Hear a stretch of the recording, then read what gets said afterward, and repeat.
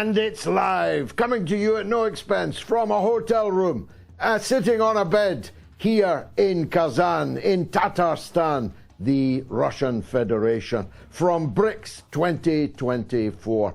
What a day it has been. The BRICS now has two eyes. Yes, 2020 vision. Iran has been admitted as a fully fledged member of the BRICS, making it now BRICS. It's Brazil, Russia, India, Iran, China, and South Africa. But there have been one or two hiccups also. The expected elevation to full membership of Venezuela and Nicaragua has been placed on ice.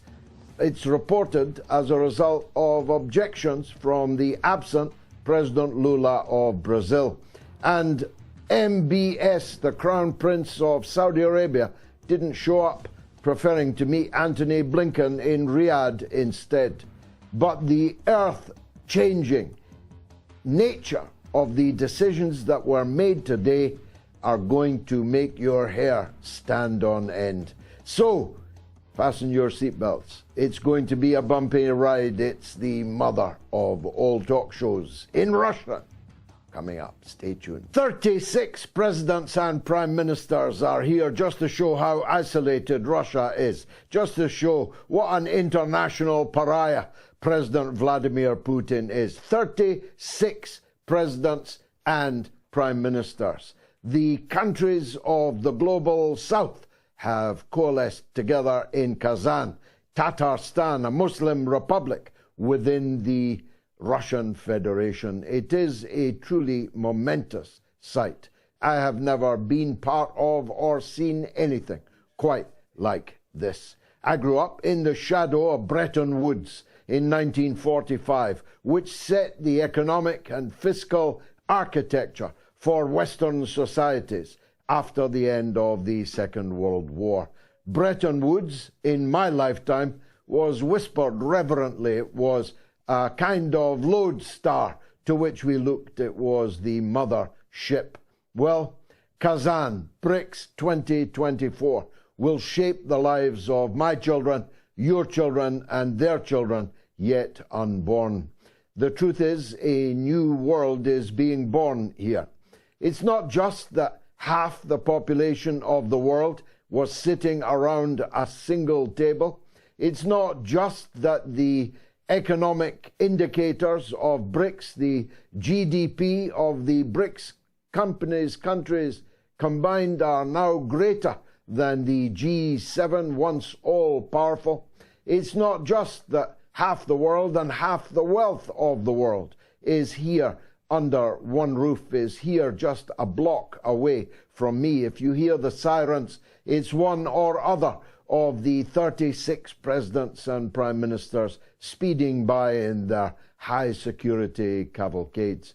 The big decisions that were made today are now tumbling out. By Sunday, they'll all be out, so stay tuned for that in the mother of all talk shows. But the ones I can bring you now are this. Iran is now a member of BRICS, a momentous decision taken unanimously by the other members of the alliance, and BRICS will now include a second eye, Iran, after India. Brazil, Russia, India, China, and South Africa were once upon a time the members of BRICS.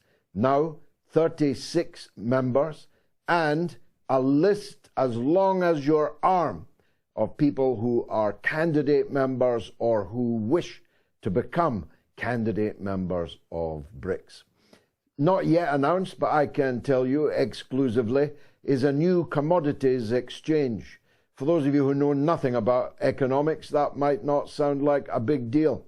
But trust me, it's a very big deal indeed, because these people in this BRICS are leading countries which contain the greatest concentration of natural resources, commodities, and raw materials to be found anywhere on the planet. Russia itself is not just the biggest country in Europe, it is the biggest country in the world. Russia itself is the biggest energy supplier. Russia itself holds gold and silver and rare minerals, rare earth materials that are vital for every aeroplane you fly on, every car you drive, every mobile telephone you hold. Russia is an economic superpower, and it is booming. In the face of the biggest boomerang ever fashioned by anyone ever in any place, we threw that boomerang at Russia, and it has come back and smacked us all right in the face. Our economies are sinking. Russia's economy is booming. But if you add the other countries of the BRICS and their natural resources, you can imagine the importance of a commodities exchange within the BRICS. They'll be able to exchange oil, be able to exchange gas, be able to exchange material of all kinds, vital economic material, and the dollar won't get a look in. None of it will be conducted in the US dollar. One of the first and greatest ambitions of the BRICS and of its current leader, Russia, was that the dollar hegemony must end. The dollar was weaponized, said President Putin, and it was a very big mistake. He speaks with some bitterness, having had hundreds of billions of his own dollars, Russia's own dollars, stolen, sequestered, confiscated by Western countries. And Britain is actually now paying for the weapons that we are sending to Ukraine using stolen Russian assets that were frozen in London when the war in Ukraine began. It is the ultimate insult, and relations with Britain hit rock bottom today, at least in contemporary terms, when a British diplomat assaulted Russian journalists at the airport in Moscow. Charges would be filed if not for his diplomatic immunity, but it goes to show how severely damaged our relations between Britain and Russia. Never great, it has to be said. Long before Putin, long before the Bolshevik Revolution, going right back into the middle of the 19th century, there is a particular Russophobia, a hatred, fear and loathing of Russia within the British Isles. That's what the original Crimea War was all about. But the Western countries are not taking all of this easily. Neither are they taking it lying down. President Erdogan of Turkey landed in Kazan this afternoon, roughly at 3 p.m. Roughly at 7 minutes past 3 p.m., a major terrorist attack was launched against an aerospace factory in the Kazan district of Ankara in Turkey. Nothing could be more obvious. A raid by terrorists, presumably from the PKK, ordered, funded, and armed by the CIA handlers who run the organization, has attacked a factory and taken hostages in a factory and killed several people in a district called Kazan. Just to make the point that Turkey joining the BRICS would be as popular as a pork chop at a Muslim wedding for the Western handlers. The Western handlers would have to face the possibility of a NATO member, a candidate member of the European Union, for the first time applying to join the BRICS. Well, they have applied. They are now candidate members to join the BRICS. If Turkey joins in the next 12 months, before the next summit, that will be of profound importance to the world economic and political configuration that we have today. What will NATO do? Will they kick Turkey out of NATO? Can they kick Turkey out of NATO? Will the EU finally scrap the 20-year forlorn wait of Turkey to join the European Union? How will that go down with the Turkish diaspora in the European Union? There are millions of Turkish citizens, loyalists to Erdogan, almost all, in the European countries. If Turkey is to be insulted, slapped in the face, kicked in the teeth, because it has freely chosen to join an entirely voluntary international alliance that Washington doesn't like, that will have serious implications in the West. Well, Russia didn't just announce the entry of Iran into the BRICS.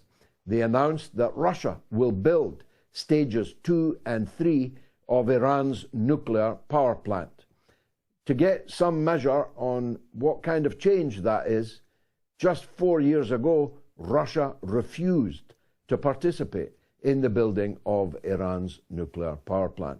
Now, Russia is in toto going to build stages 2 and 3 of these nuclear power plants, giving Russia now a stake in Iran's nuclear industry. That's important because maybe tonight, maybe tomorrow, certainly sometime soon, Benjamin Netanyahu is going to launch a kamikaze attack on Iran's nuclear facilities, or its oil industry, or its political leadership, or any permutation of those, including the possibility of all three of those. Iran is locked and loaded for the response. It will not delay in delivering that response. That response is promised to be condign punishment. It is promised to be unprecedented. It is promised to be multiples, exponential multiples of any attack that Iran has responded to before. Israel will presumably respond back, or America will do it on its behalf. And if that happens, Iran will respond again exponentially more powerfully than the last. And then we might all be into World War III, because Russia has said today that it will not stand by and watch Iran being attacked by its enemies. Russia will be involved in the defense of Iran. Russia is a nuclear superpower. So is the United States of America. If even the most foolish person watching doesn't understand that that could be the road to nuclear Armageddon, then you're watching the wrong program.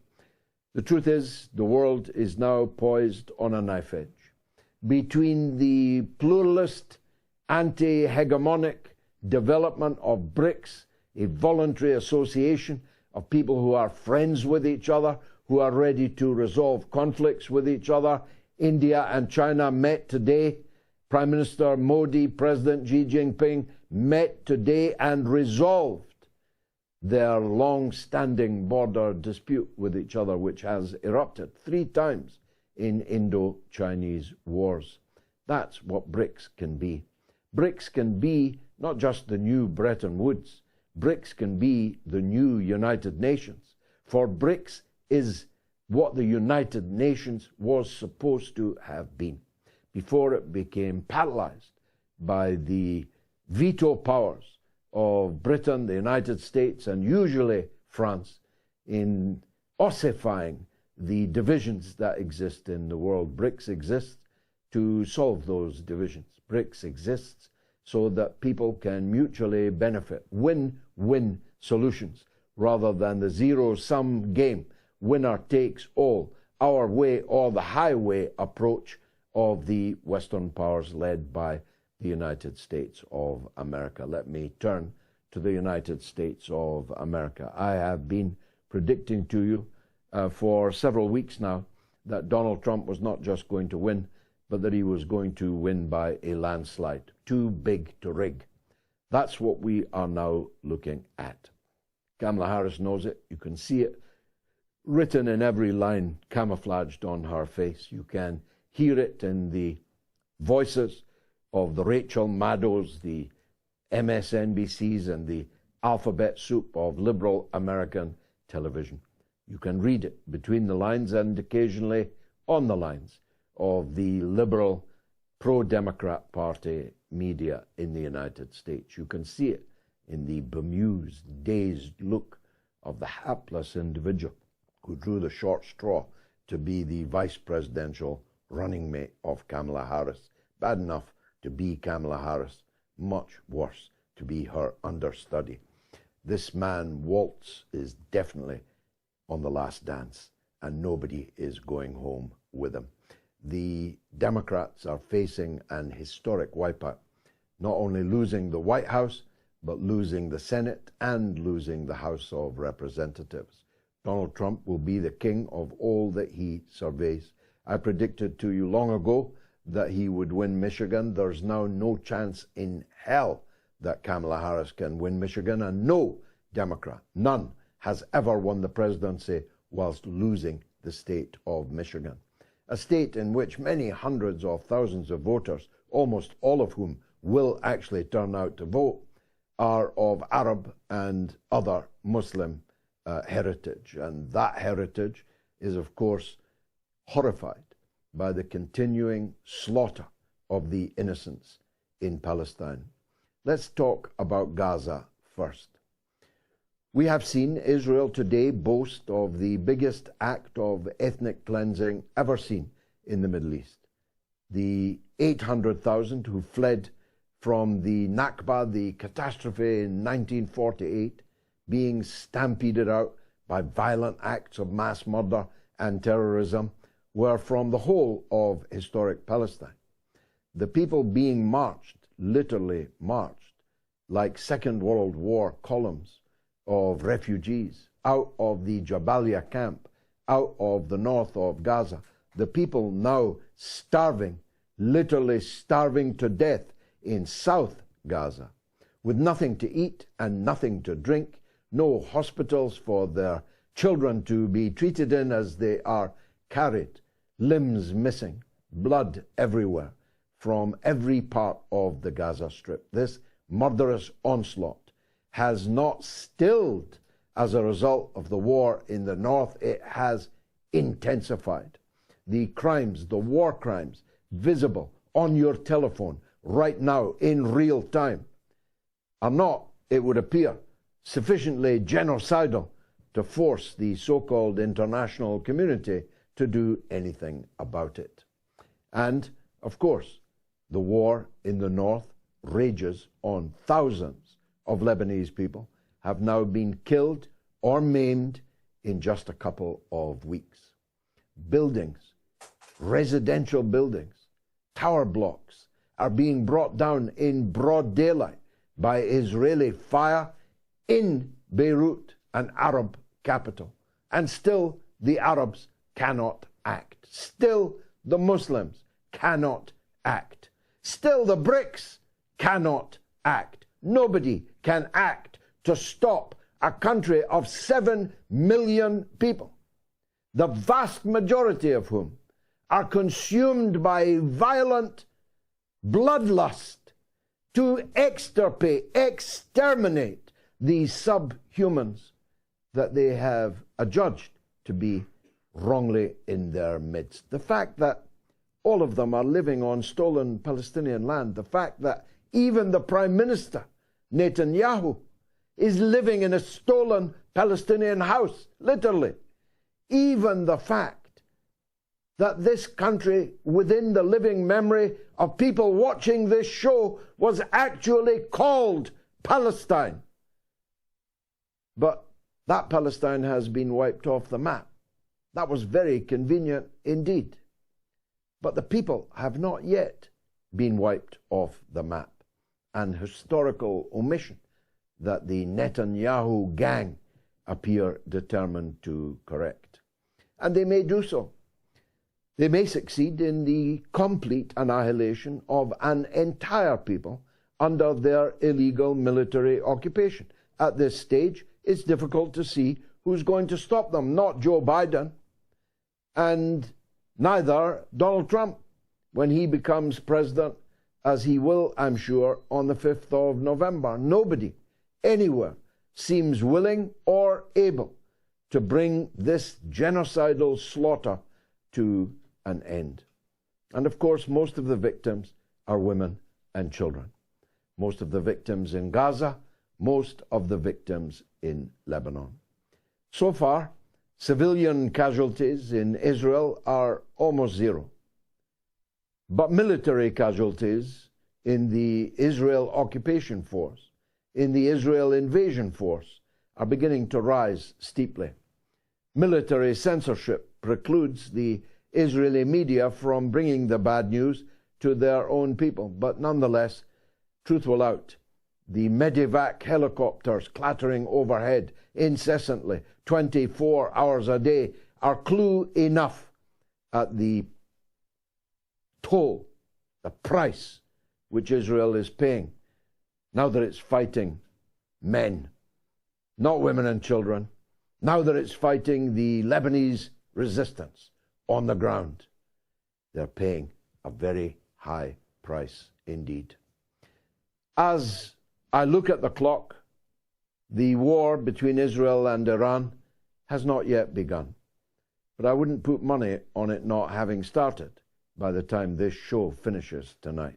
This is the right place to come to hear what's going on. Fasten your seatbelts. It's the mother of all talk shows from Kazan, Tatarstan, in the Russian Federation. Stay tuned. Judge Andrew Napolitano is an internet sensation.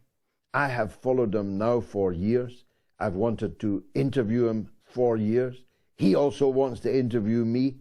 The judge and I are about to get proper acquainted. He is the host of Judging Freedom. He is really a judge, and he's the wisest man on the bench in America today. Judge Napolitano, welcome to the mother of all talk shows. We have a lot of mutual friends, and we meet at last. Can I start in your country? But I do want your views on the international situation too, which are inextricably linked, of course. I mean, if Kamala Harris loses Michigan, she lost it because of the slaughter in Gaza and now in Lebanon. So these two things can't entirely be separated. But I'm of the firm view now that the big Mo is with Donald Trump. Do you share that view? First of all, George, thank you very much for having me on your show. I have longed to interact with you, not only because we have so many mutual friends, but so many common ideas, and you articulate them so beautifully. Some of the highest viewerships I received was when I ran clips of you on the floor of the House of Commons tormenting Prime Minister Rishi Sunak, and he couldn't wait until you stopped. Where is he now? Ran it over and over again. Where is he now? Who the hell knows where he is now? He's probably here in the U.S. Let me also thank you for the statement you just delivered, which was truly a brilliant survey of what's going on around the world through the eyes of the BRICS folks in Kazan, Russia. I commend your analysis. I commend what BRICS is doing, and I rejoice in it.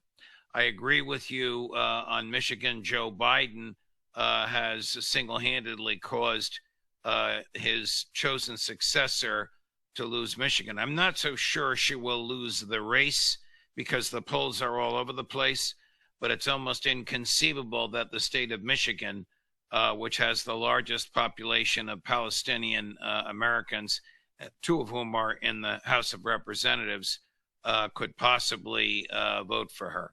Trump has a lot of assets and a lot of deficits, as you know. I've been a friend of his for 40 years. As you know, he interviewed me twice for the Supreme Court of the United States, which is our highest court. He began the first interview by saying, "Okay, Judge, I know you didn't vote for me." and it proceeded. It proceeded from there. I don't know what the outcome is going to be. I'm not as sanguine about Trump winning as you are. However, I do agree with you. I do agree with you on Michigan. The genocide in Gaza, the genocide in Lebanon, the theft of real estate going back to 1948, the apartheid going back to 1948, has been felt most acutely and bitterly in the United States, in Michigan. And that's with the opposition of all the mainstream press that does not want to talk about this. Even my former employer of 24 years, Fox News, does not want to talk about the Zionist horrors. It is only independent venues like yours and mine, and maybe a dozen or so others that are able to get through to the American public what the mainstream legacy media is keeping from them. So that's my feeling at the moment. Maybe we'll chat again 2 weeks from today, and we'll know who won Michigan, and we'll know who won the presidency. Yeah, it is a peculiar blind spot that you identify. You've got all these people who said they wanted to make America great again. They wanted to put America first, but they are first in the queue to give away America's money to two countries, Ukraine and Israel, neither of whom have ever contributed anything to America of any good.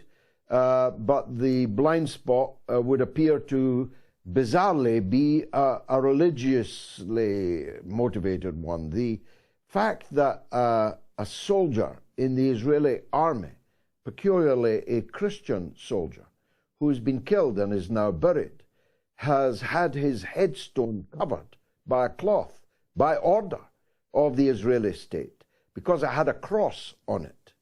That's what they think of Christians in Israel.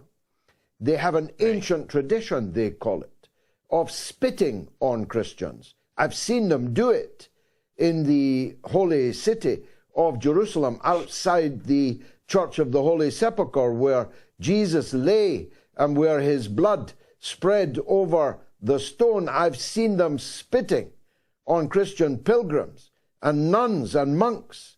They hate Christianity in Israel, but American Christians sure love them for it. You know, the donor class, as we call them, the very wealthy Zionists and pro-Zionists here in the U.S. have an iron grip on the American government, no matter who the president is, whether it's Joe Biden, Barack Obama, Bill Clinton, Donald Trump, or Kamala Harris. They have an iron grip on the Congress of the United States.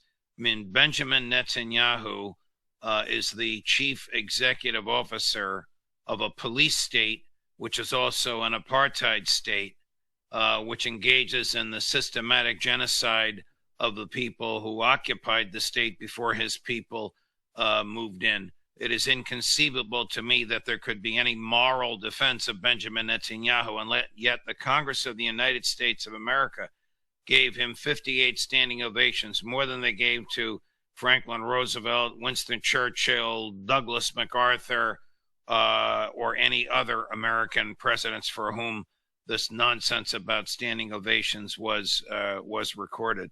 There's never been a debate on the floor of the House of Representatives or the Senate about all this money to Israel, and yet the United States government has given them so far $20 billion with a B dollars in military equipment at the discretion of the President of the United States. He or she, of course, could stop the slaughter, stop the genocide with a phone call. In Iran, the situation is arguably even worse because the numbers are so much more vast. The United States government has given over, fasten your seatbelts, as George Galloway likes to say, $265 billion with a B dollars in equipment and cash to the Ukrainian government. 600,000 young Ukrainian men are dead, an entire generation. 10 million Ukrainians have left the country. For what? For what? To serve as a battering ram against Russia, to drive President Putin out of office. These are pipe dreams of the neocons, and yet your former prime minister, with whom I know you were extremely adverse, thanks be to God, Boris Johnson, talked then president, no longer, but claiming to be, Vladimir Zelensky, into rejecting a peace agreement that had been negotiated by his people and by the Russians. Don't worry, he said. The UK and the US will have your back. He's hanging on by the skin of his teeth. They're doing everything they can to prop up this government and his military until after November 5th.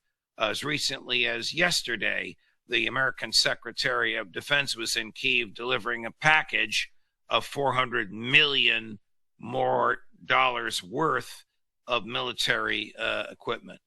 I don't want to get too into the weeds, but the most useful artillery shell is the 155 millimeter shell. The U.S. has none.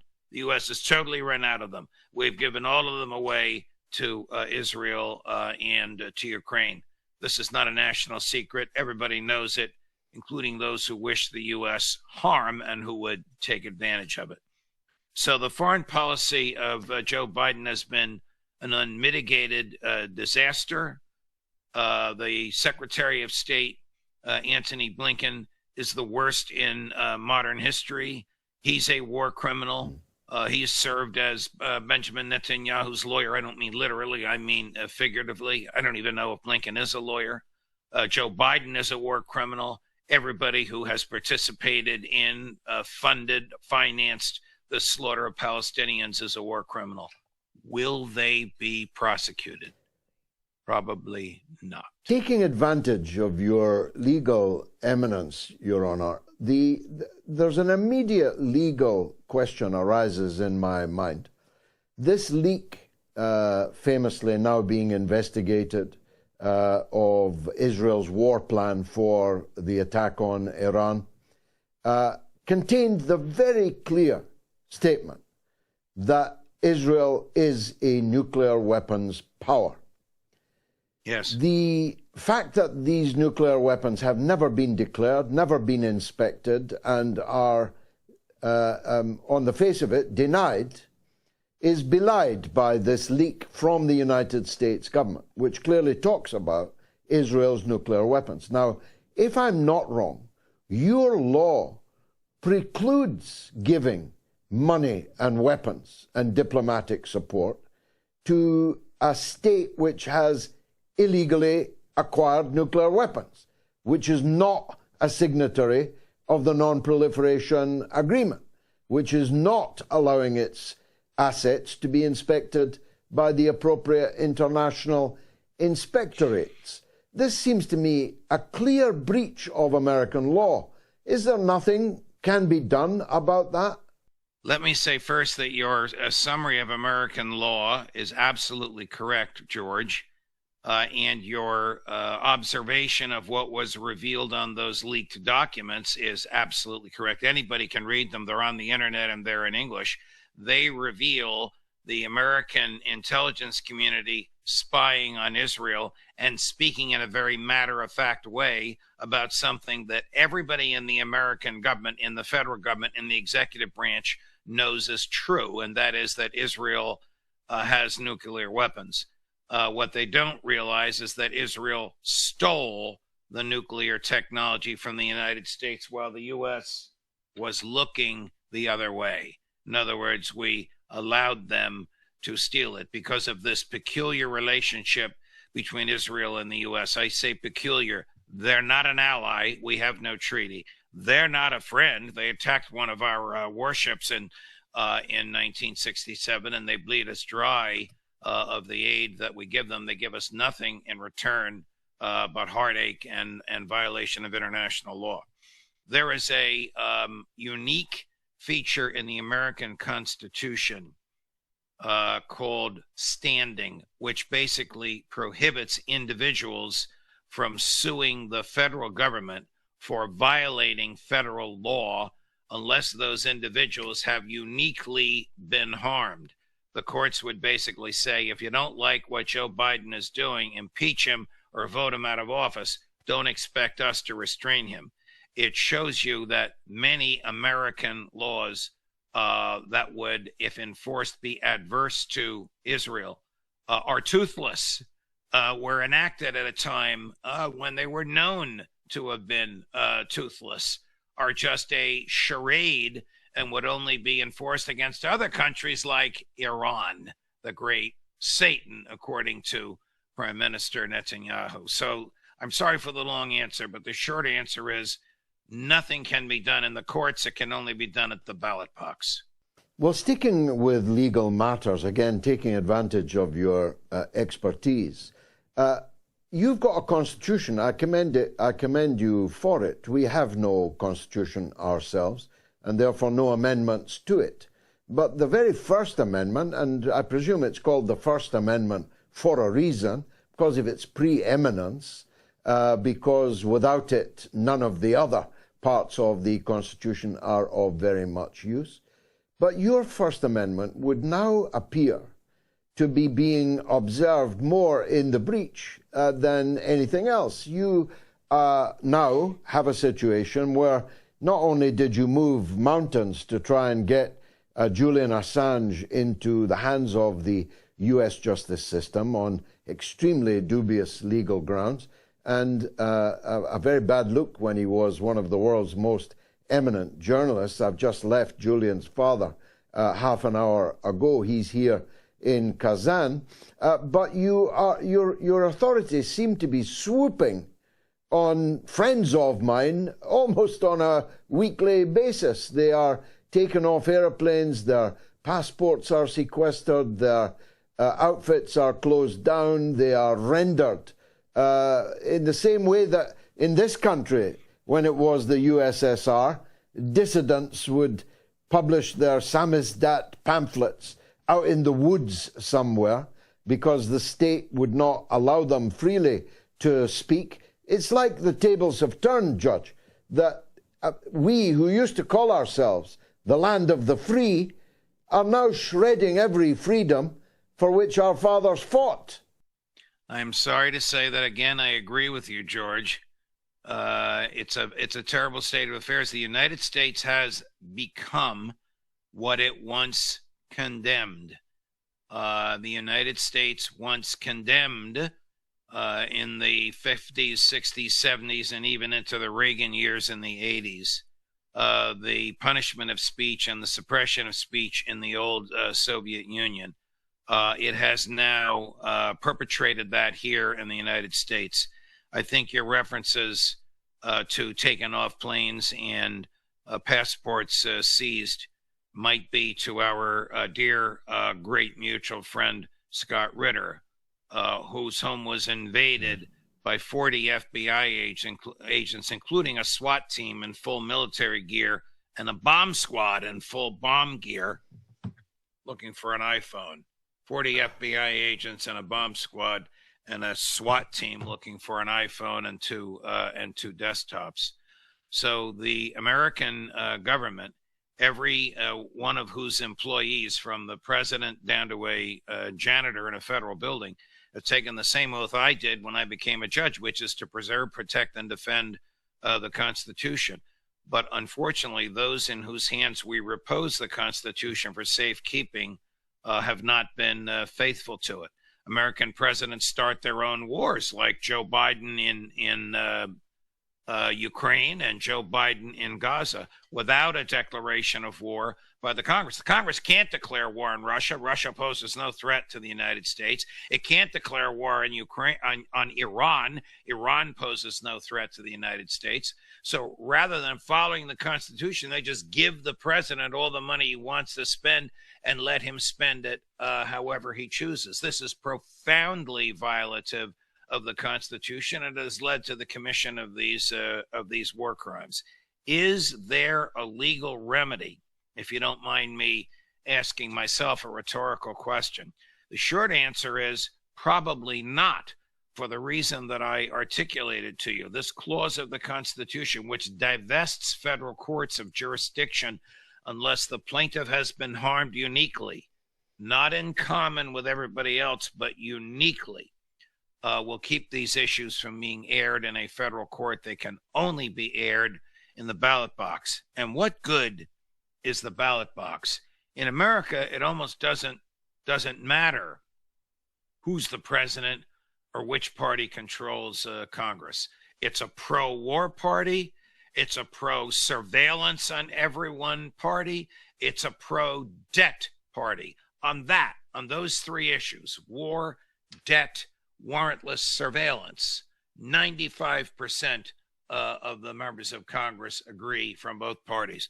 There are some wonderful progressives on the left and some wonderful libertarians on the right who disagree, but it's 95-5. It's like you in the House of Commons, vastly numerically outnumbered, not morally outnumbered, numerically out. Some have begun to theorize on this question, calling for a rewriting of the Constitution, which most people abroad imagine that you worship your Constitution almost like tablets of stone.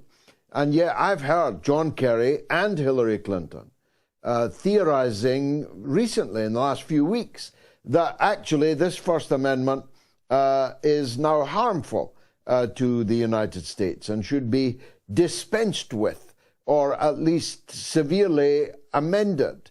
Does that have any legs? Would someone get away with that kind of rewriting of the Constitution? Well, the short answer is I don't think so.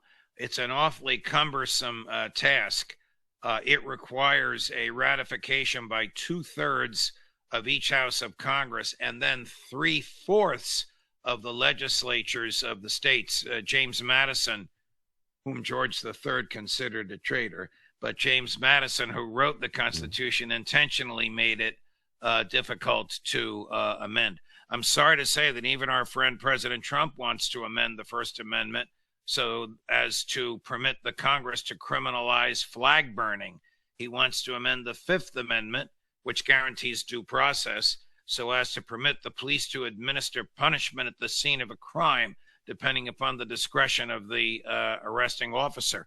Vice President Harris is in favor of killing babies up to the moment of death, even though the 14th Amendment guarantees life, liberty, and property cannot be taken without due process. So the trivial ways in which the Constitution has been assaulted, in my view, will not go anywhere. However, George, they establish an attitude, an atmosphere whereby the legislative branch, the Congress, the executive branch, the president, the judicial branch, judges, begin not to take the words of the Constitution seriously and begin to impose their own looser, weaker understanding of it. Do I expect that these things will actually happen? That flag burning would become a crime, or the police could beat you at the scene of a crime? You don't have to have the wrong person. No. But you'll see some small steps in those directions.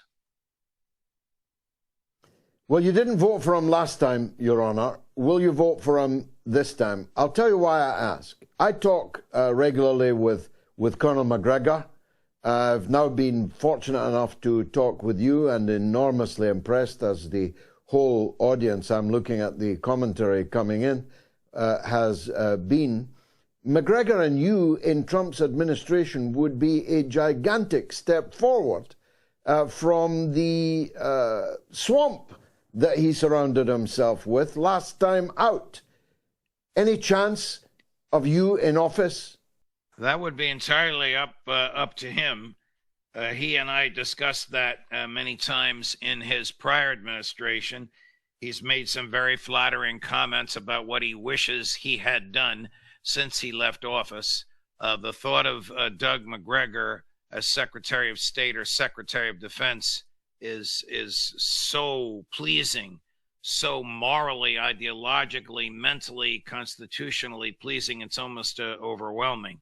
If asked to serve in the government, it would be difficult for me to say no.